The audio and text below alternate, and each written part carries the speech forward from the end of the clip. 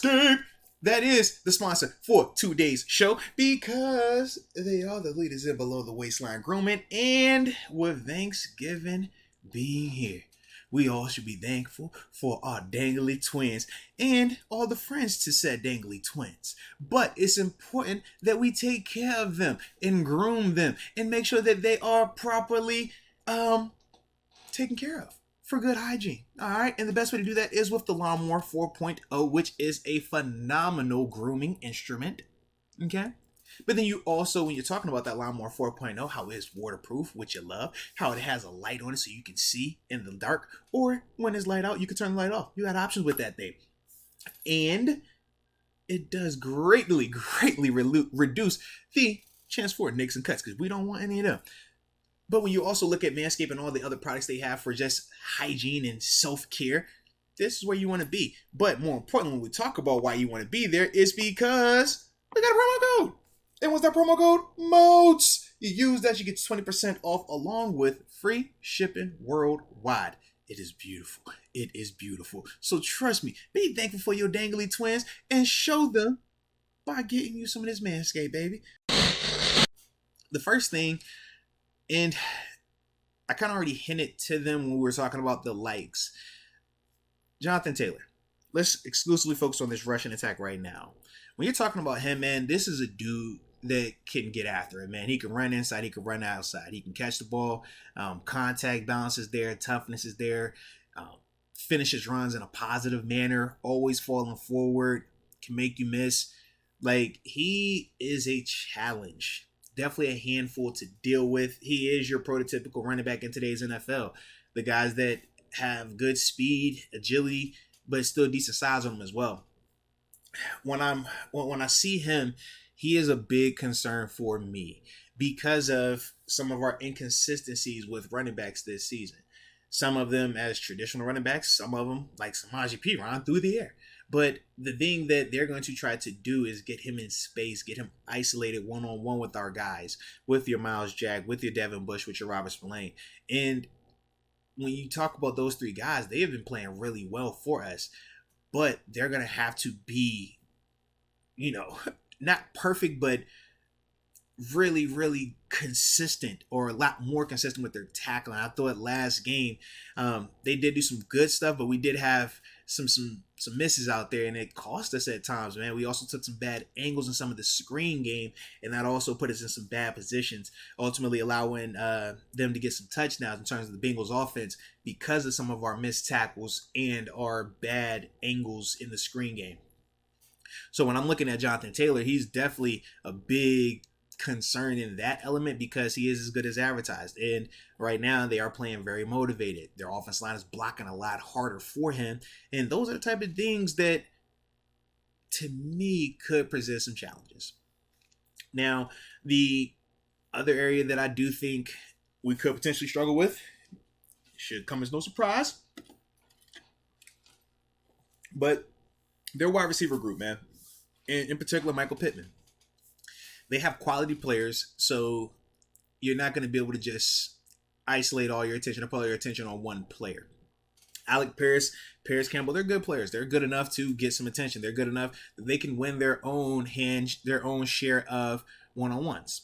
They're not as good as Michael Pittman to me, but they're still good players. But Michael Pittman, he is the X factor. He is the guy that, when you talk about wide receiver one, he has those characteristics. He has those traits. When you're talking about the just ability to create separation, you talk about the size. This dude's 6'4", 223, big body dude, consistent hands catcher. And even just on the year right now, just some of his numbers, 67 catches, the 7th in the league right now. 668 receiving yards, that's 15th in the league right now. Now, he hasn't had a ton of touchdowns, but you can see the productivity. You can see, even with some of the up and down play that's been happening at quarterback, them switching out and stuff like that, he's still been their guy. And to add to it, yeah, he's on my fantasy team, so he's been helping me out a lot. So that's how I really know a lot about Mr. Michael Pittman Jr. Forgive me. Yeah, but he's pretty good. He's pretty good. So he is definitely one of the reasons why, for me, I think that we could struggle because how our secondary has played with those type of wide receivers. We obviously saw last week what T. Higgins was able to do, to an extent what Tyler Boyd was able to do. I feel like Michael Pittman is in that same class of wide receiver. In the sense of being 1,000-yard guy, a guy that you could depend on, a guy that could be either a number one or a high end number two. That's the thing when you're watching Pittman, man. This dude is just, he's going to be tougher to handle. And when I'm looking at our DBs right now, I'm asking myself, is it Cam Sutton? Is it Levi Wallace? Because, well, and I can't even just say them because we know the issue that continues to pop up for us, along with, I don't want to call it stubbornness, but just the rules of our defense. We're not going to travel our corners. And if we're not going to do that, then we probably will get a lot of Michael Pittman in the slot. And that's the part that concerns me the most, because now we're going to go and have to relive potentially the scene from last week where we're getting Arthur Mallette and some of these mismatches in the slot. So that's something that, I want to see if they go that route. How do we combat that? Do you treat it with a traditional double team in the sense of you make sure that safety is always going to be, following him around in that slot area when he's there, and you treat it as a double team just when he's there? When he's on the outside, you play it as normal. That might be something that they talk about. And I know it's something that they're capable of doing, but he's definitely a concern for me because of the way that receivers have been able to have some success on our corners at time this season. All right. Oh, and this is perfect timing too. So we're going to find out in about 60 seconds. If this phone start ringing, then we're going to go ahead and answer. If this phone don't start ringing, then we're going to go ahead and spin the block and start talking about some of the things that I do feel really good though about with our team. Actually, let me continue on though, because we still got some time, man, until he cooked. Well, I got nervous right there. I said that phone started to buzz. So hold on now. I wasn't ready. Yeah. Man. All right. I think I'm good. Hopefully I'm good. We'll find out though. But another thing though, when we're talking about some of the disadvantages that I think we could have to worry about, and I don't fully anticipate it happening, but it's just another thing that we should be cognizant of, is because of, once again, how our tackles have played. Specifically, Dan Moore, the game that he's coming off of, he's probably going to see a lot of Yannick Ngakoue. And like we talked about with Yannick, he is definitely more of a speed rusher exclusively at this point, but he is still developing. He is a guy that is still a good player. Don't get it twisted, but I think that this is a matchup that Dan hopefully can get some get back and get a little bit better, get more confidence up under his belt. But Yannick is coming in with 6.5 sacks, so obviously we know that's some productivity right there. But to me, I just want to see how Dan responds to last week, man, because that was different at times, man. The way that he was getting beat, in contrast to how it's been in the past when he would lose a certain type of guy. So I want to see just how he responds this week, man. But that's another thing that potentially could, like I said, man, cause some issues, because when he's able to, when their front is able to win, and at times they have had some success, when they are doing that, that defense is a lot better. When you talk about their secondary, they got good guys back there, and when their front is rushing at the level that they can rush at, it can make that defense a lot better than what they've been at times. But the consistency hasn't always been there, and that's been the thing with that team. It's funny, right? We talk about consistency a lot here in Pittsburgh, and our record reflects that. When you're talking about Indianapolis, it's very similar. Their record reflects it because it's legitimate, man. When you're a team that isn't as consistent as you need to be, you're going to deal with these up and downs where you can go toe-to-toe with a Eagles team, but you fall short. You can go toe-to-toe, get up and actually take care of business against the Raiders team. Like, you'll see that type of stuff, man. And their record, when you talk about 4-6-1, that's about right. Like, they're good at times, but they're inconsistent at times. They're good at times, but they're not all the way buttoned up at times. They're not as fundamentally sound at times. So it's a lot of that type of stuff that goes on when you're talking about this Colts team. So, like I said, with that pass rush, I think that's a direct reflection of that as well. So that's why we talk about it as potentially a disadvantage, but at the same time, we're not about to go in and get all crazy about it either. Now, for some fun stuff, some advantages that we should have. First off, our pass rush. We have to win up front. And there is no reason why we should not win up front, ladies and gentlemen. When we are looking at this Colts offensive line, it is prime for the taking, baby. The way they've been playing this year, it is perfect for this Pittsburgh Steelers pass rush, man. When you're talking about Alex Highsmith, I love the matchup against Bernard Raymond for him. When you're talking about TJ Watt versus Braden Smith, I love that matchup. We talk about Cam Hayward. He's historically matched up really well with Quentin Nelson. I want to see if that can continue because Cam is also coming off a very impressive game against Cincinnati, man. I'm going to do a film session on him. But he brought it some real positivity, man. It looked really, really good out there. So for me, man, when we're talking about our pass rush, I think that that's going to definitely be something that we can hang our hat on at times come Monday night.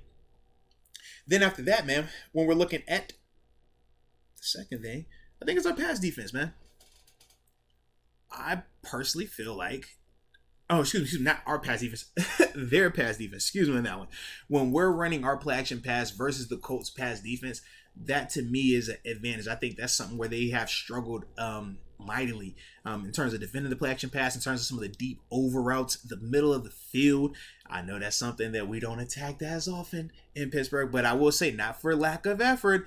There's been plenty of routes since all this Matt Canada criticisms, plenty of routes that are in the middle of the field. We just need Canada to either see it faster or actually throw it.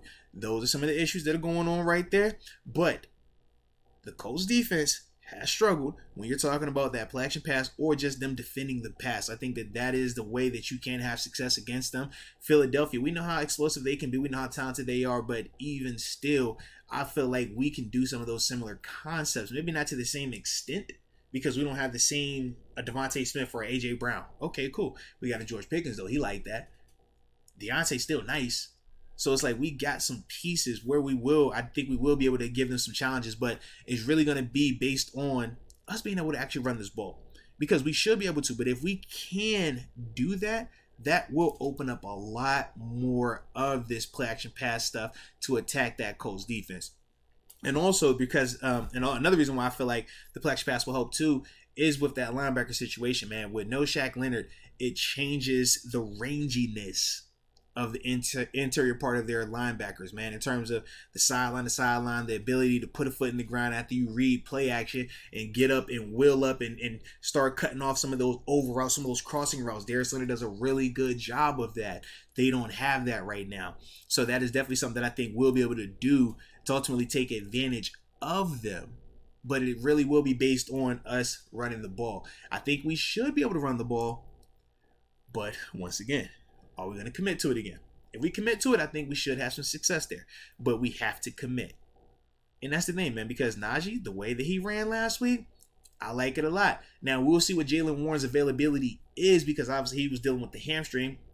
But the way that Coach Tomlin talked about it post-game made it sound as if it wasn't of the super serious variety. But we'll see what it looks like, man. I know they say he'll be day-to-day in practice, stuff like that. But if he's back, that ultimately adds another element to this offense. But I personally am not overly optimistic about it, but we will see how it goes, right, when the practice reports and stuff like that come out. But no, I'm definitely feeling good about the matchup in that capacity. Today's show is brought to you by Into the AM. You know, the people that are awesome when it comes to just content creators, man, and just showing their support for us, you know, the individuals that like to be creative, the guys that like to express themselves through these type of materials, stuff like that. And like we always say, when we talk about a company, as this thing is in my face, because, hey, it wasn't expected to be a solo show, but it is a solo show. So here we are, baby. But get you 10% off when you use promo code MOATS, or you just simply use the website, intotheam.com/MOATS10, baby. But big time love for Into the AM, because like I said, man, you see the threads? Super nice, super comfy, and I like it. So, shout out to them right there.